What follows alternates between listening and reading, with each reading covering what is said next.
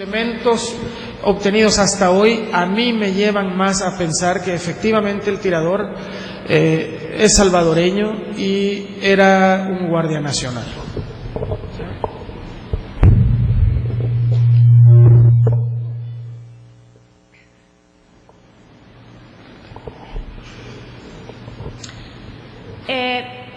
Lo importante de esa red entre toda América Latina que llegó aquí en El Salvador no son los ex-nazis que realmente estuvieron en el sur, en el cono sur,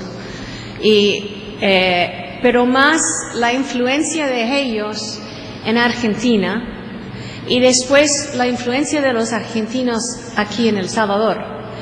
Una de las cosas que aprendí en el caso, hay mucha información que no tenía la oportunidad de compartir, pero una de las cosas es que hay notas de Roberto Dawison en su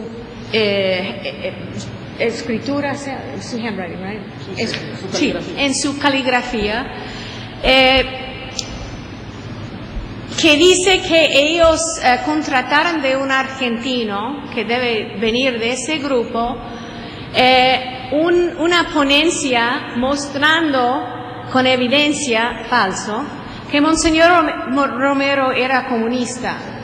Entonces la idea era de contratar ese argentino que tenía mucha experiencia escribiendo cosas falsas, y ellos querían mostrar después de la muerte de Monseñor Romero que estuvo involucrado en una cantidad de actividades comunistas. El problema de eso es que el argentino era muy tarde escribiendo eso, entonces él tenía una serie de quejas con el argentino que no llegó a escribir eso en la forma que ellos quieren. Pero hubo un red de intereses aquí de argentinos que vienen de esa red más grande de la Liga, pero también de las relaciones Estados Unidos con Argentina. Los Estados Unidos tenían problemas trabajando al principio de los años 80, al principio del año 80, antes de la elección del presidente Reagan, porque hubo restricciones en lo que podía hacer ellos dentro de El Salvador, dado las leyes nuestras que fueron adoptadas en reacción del rol de Estados Unidos en la golpe contra Allende en Chile. Entonces, nosotros tuvimos, ahora no tanto, leyes de restricción de ayuda militar y policial en América Latina. El problema es que porque nosotros no podíamos dar ese dinero directamente a El Salvador, hicimos un arreglo con Argentina y los argentinos comenzaron a trabajar en El Salvador al comienzo del 79, año 80. Trabajando dentro del ejército con algunos grupos en el ejército. Esto terminó cuando Estados Unidos apoyó Inglaterra en la guerra Malvinas-Falklands y los argentinos se retiraron en ese momento y rompió esa relación. Eso es la pregunta esa. La segunda pregunta, yo puedo decirles solamente lo que dice los documentos desclasificados en Estados Unidos. Fue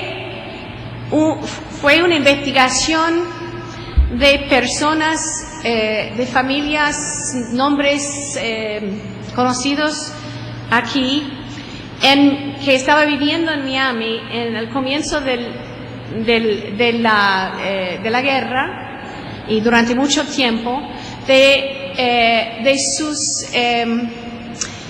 un red de intereses financiando esos tipos de actividades en El Salvador. Hubo una investigación del Departamento del Estado y también del FBI de Estados Unidos que nunca fue terminado. Los nombres que aparecen en los documentos desclasificados, eso no fue una investigación que terminó, jamás terminó esa investigación, que recuerdo en este momento, eran nombres Roberto Dalio, el señor Wright, los hermanos Salaverría, y el dueño del periódico Diario de Hoy, que es Altamirano. Esos eran los nombres que fueron investigados, vinculados al caso de Monseñor Romero. Pero tengo que estar claro que esa investigación terminó con la elección del presidente Reagan en Estados Unidos y nunca fue terminado. Almudena tenía una pregunta. Oh, perdón. Se me había olvidado que tenía que contestar. La pregunta que me hacías de cuándo se contactó. Él se contactó telefónicamente inicialmente, pero por no quería hablar, muy paranoico respecto a la seguridad, y acabamos reuniéndonos. He tenido el terrible placer, perdón, de reunir con Sarabia también. Yo me reuní fuera de Estados Unidos, en una localización medio neutral y demás, con él una vez, en una sola ocasión, y él quería negociar, para serte muy franca. Él quería, de alguna manera, revocar, o si, como si yo tuviera la capacidad, la sentencia, que está, por supuesto, vigente y ejecutable, de pagar de los 10 millones, y negociar. Su interés mayor era regresar a Estados Unidos. Entonces, ¿cómo hacerlo? Para ver si yo podía hablar con las autoridades de inmigración o el Departamento de Estado en general para que lo recibieran. Que, vamos, o sea, de ninguna manera, tal y como está, además, post el 11 de septiembre, el tema de los violadores de derechos humanos en Estados Unidos es hasta un poco irracional, es muy estricto y él no tenía posibilidades. O sea, que supimos pronto que no había nada que hacer. En cuanto a la información, hay muchas de las cosas.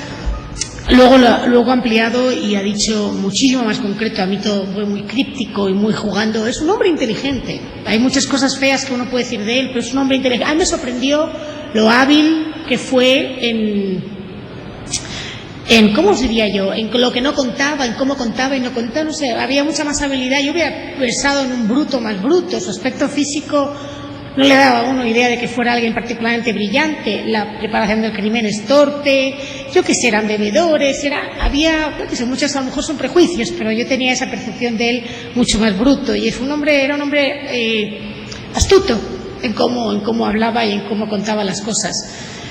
Y también jugaba a que sabía mucho más quizá de lo que realmente sabe, con esa idea de conseguir algo. Es decir, fue muy claro, llegamos a ese túnel sin retorno muy, muy rápido, yo no podía hacer nada y él no iba a hablar conmigo.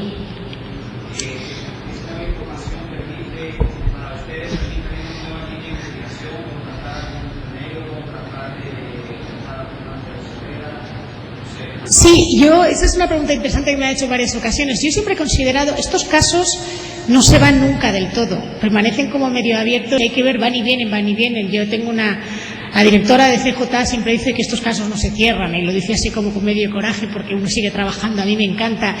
Yo sí que creo que este caso, esto puede representar una reapertura.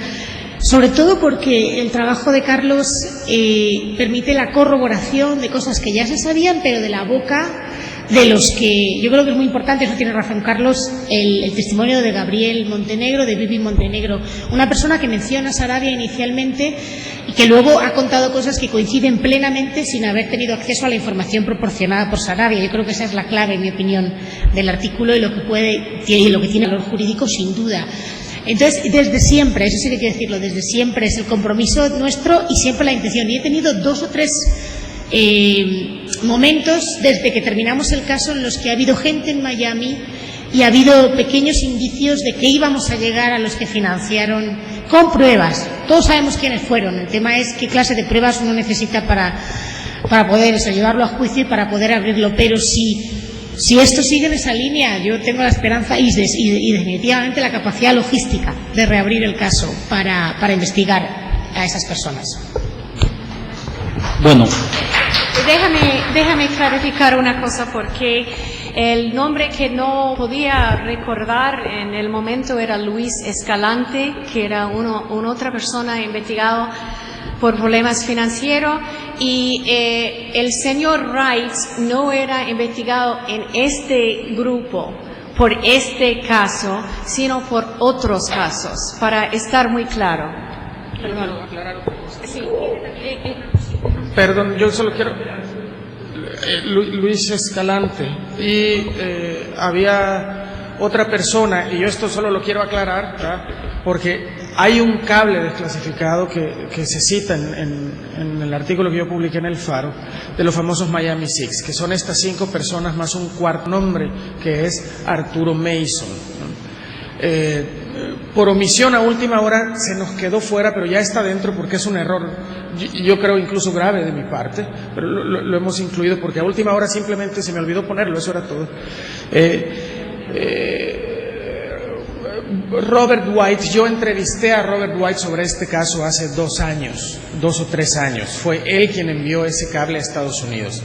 Robert White admite en esa entrevista publicada en El Faro hace 2 o 3 años que en el caso de Mason se equivocó de nombre, no era Arturo, era Roberto Mason al que él se refería. Quiero hacer la aclaración porque creo que vale la pena y que es injusto con el señor Arturo Mason, que además siendo yo el que entrevistó a White, no lo haya puesto ahí, pero ya está incluido. Nico.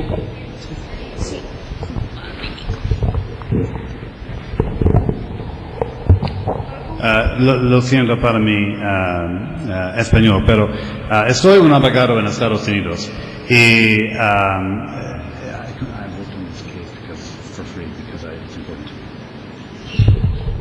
y he trabajado en este caso gratis porque es importante para mí.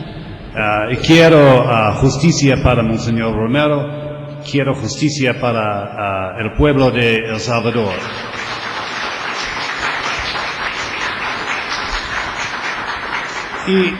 Y el caso en Fresno significa, muy significa, pero este es mejor para justicia en El Salvador.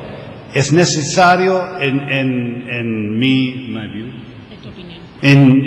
opinión, derogar la amnistía aquí.